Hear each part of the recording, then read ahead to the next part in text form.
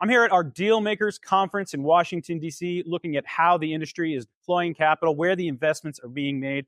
And one organization that is really deploying its resources heavily into media is Monumental Sports and Entertainment. And here to talk about that, Zach Leonsis, President of Media and New Enterprises with Monumental. Appreciate you joining. Thank you for having me, Austin. I appreciate it. We've had a great event here, and it's so awesome to have SBJ in D.C. again. Really awesome seeing your dad have the conversation with General Milley this morning. That was great, really entertaining, General really Milley's insightful. Amazing. He's such an American hero. It's such an honor to have him come to this event. It's really cool.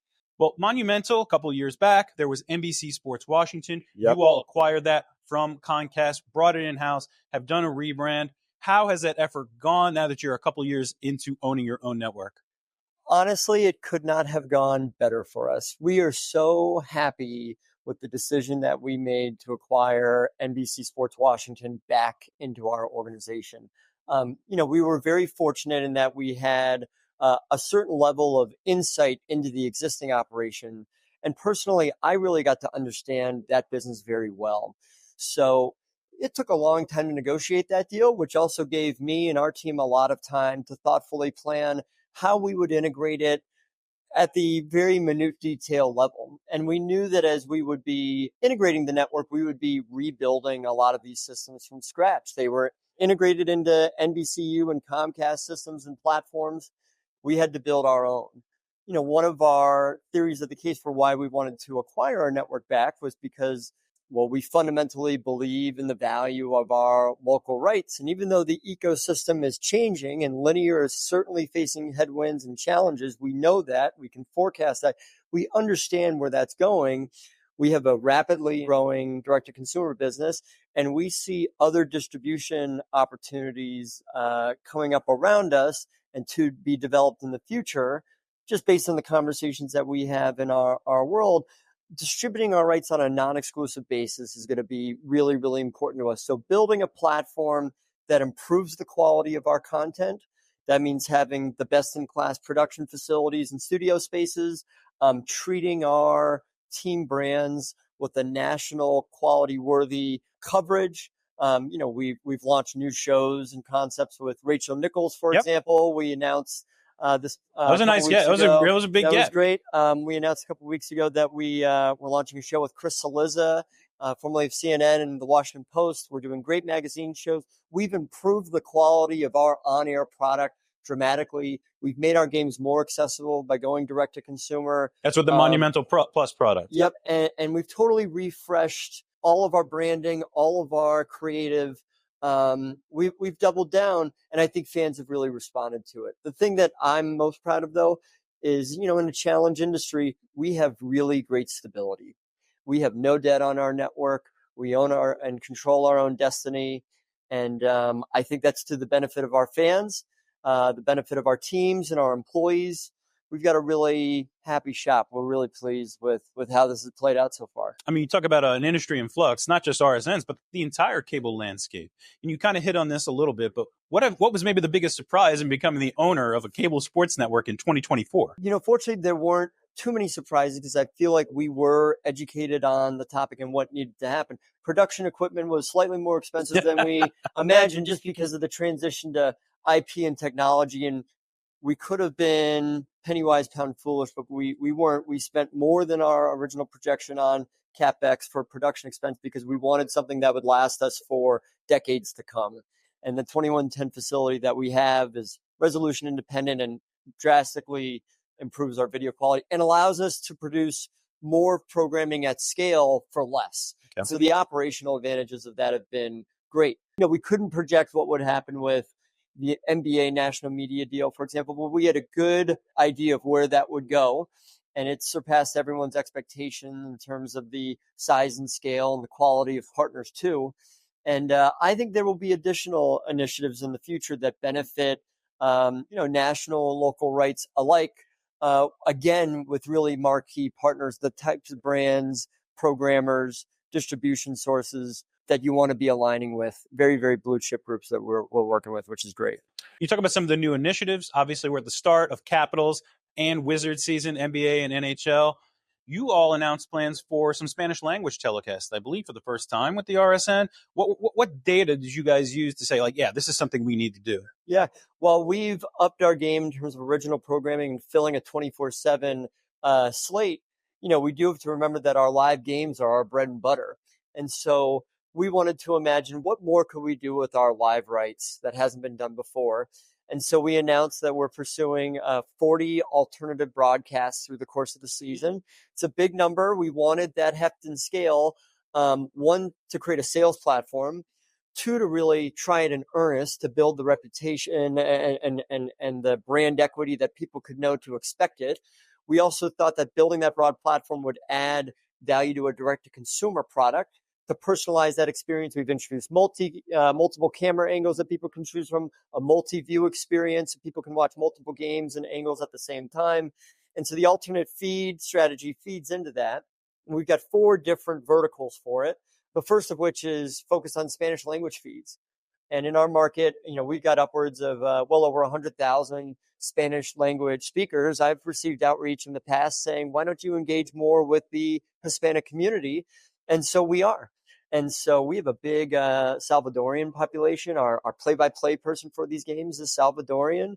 We're going very unique into the actual individual nationalities and whatnot.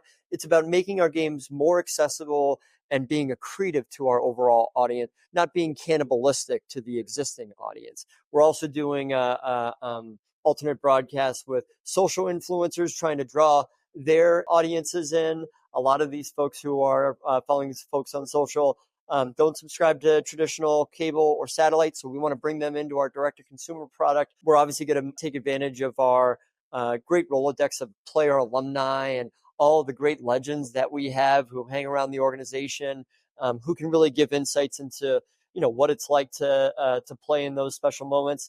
And then we're going to leverage our partnership with folks like the Sports Junkies, the local sports morning radio talk show, and bringing their audience in and having them do an upcast. So it's still something for everybody. It's still a bit of an experiment.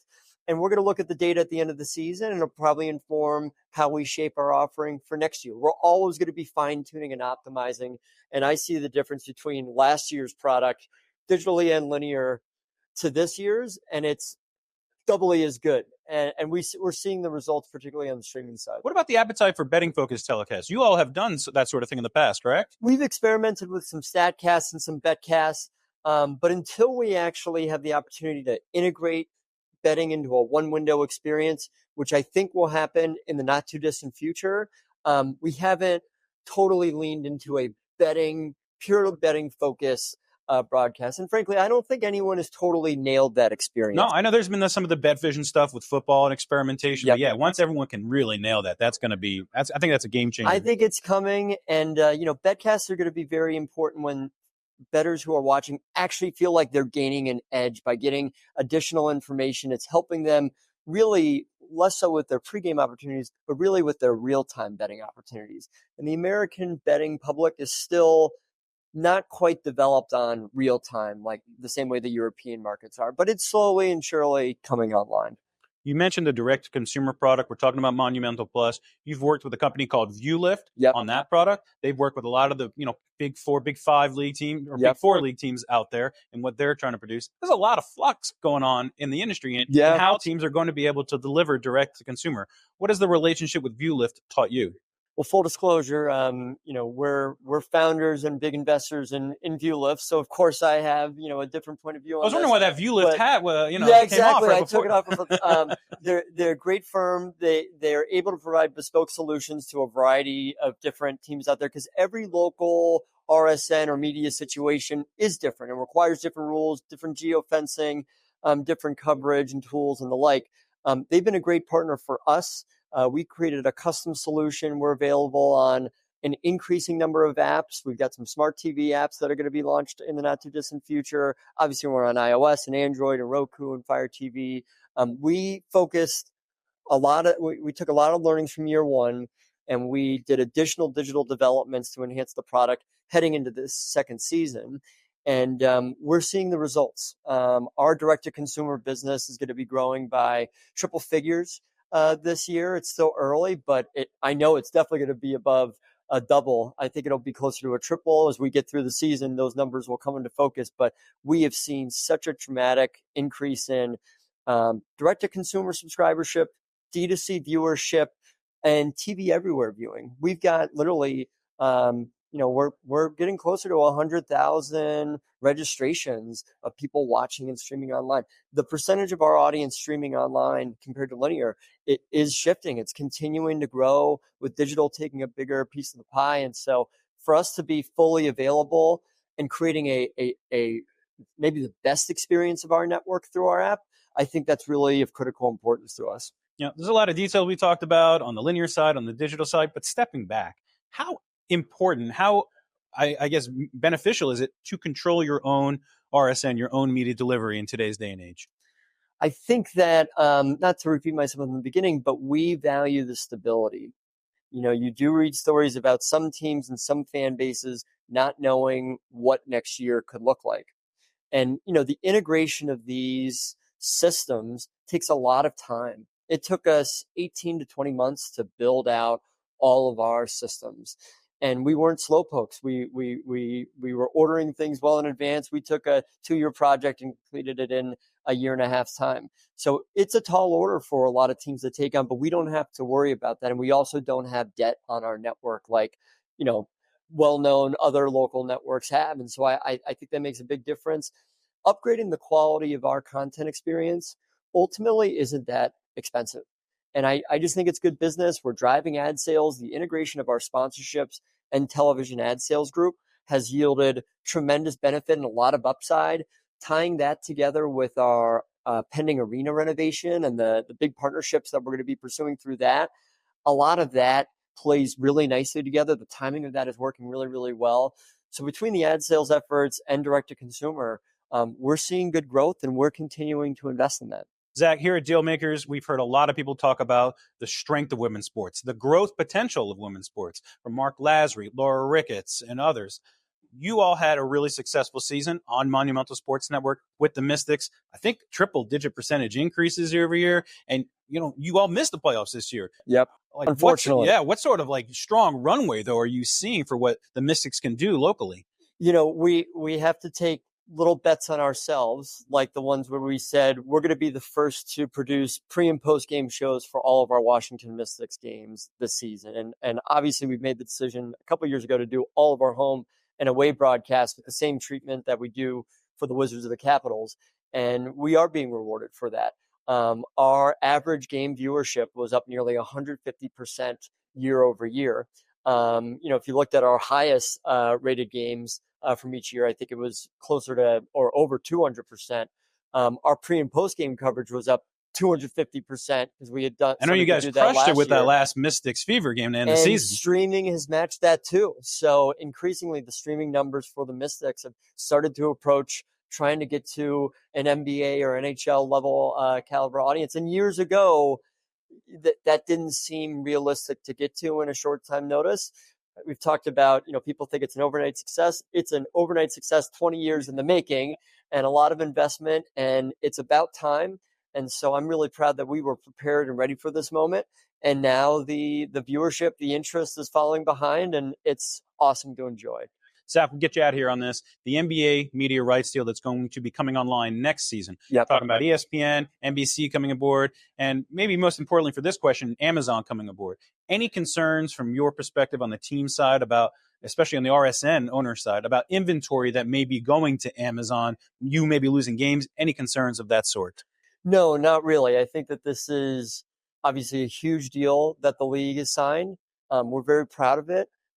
It's with world-class partners. National distribution is very good. The dollars that are supporting that deal are tremendous and sort of accurately value the rights of what the league and our teams can provide. We see only upside from that deal. We are very happy with it. We do not view it as any sort of threat from a local level too. If they happen to take, some of our Wizards games, that's a good thing for the Wizards to get that audience. And again, it's we're not penny wise, pound foolish on this. The NBA national deal is really a fabulous one for everyone. Well, NBA and NHL seasons obviously in full swing. A lot of people are going to be watching Alex Ovechkin, see if he can catch that NHL goal scoring record. Night. Yeah, he's already well on his way, so I imagine that'll pick up as the season continues to progress. Zach Leonsis, President of Media and New Enterprises at Monumental Sports and Entertainment. Thank you, Appreciate you joining the pod. Appreciate you.